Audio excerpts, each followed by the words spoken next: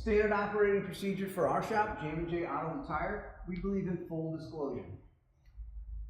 So, let's talk about our Jammin Auto's standard operating procedure.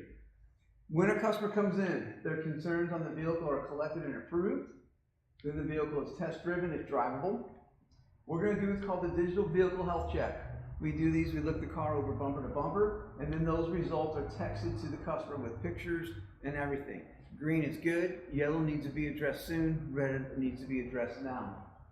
Then we go over the estimates and time expectations with the customer. We will text the estimates over for final approval. Parts are ordered, work begins, and then Jammin Auto, our shop, will keep you up to date on the repairs is performed. Once the vehicle is completed, the customer is notified, and then arranged for payments and pickup is made.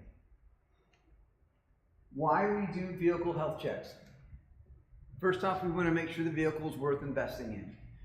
We want the customer to have the entire picture of the vehicle, and that way we can help them make good decisions on whether or not they should be putting money into it. It helps customers maintain their vehicles instead of just fixing broken cars. We're trying to do some preventive maintenance, catch things before they fail. Improved shop image. I can't tell you how many times we've had a customer say, hey, I absolutely love this digital inspection and the way that you took care of us in our car. Cover your assets for everyone. That's for my technicians, me, the shop, even the customer.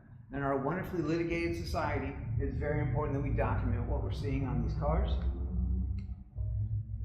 And it does maximize sales opportunities. When people can trust you and they know that that's legitimately what's wrong with their car, they do tend to buy more auto repair work.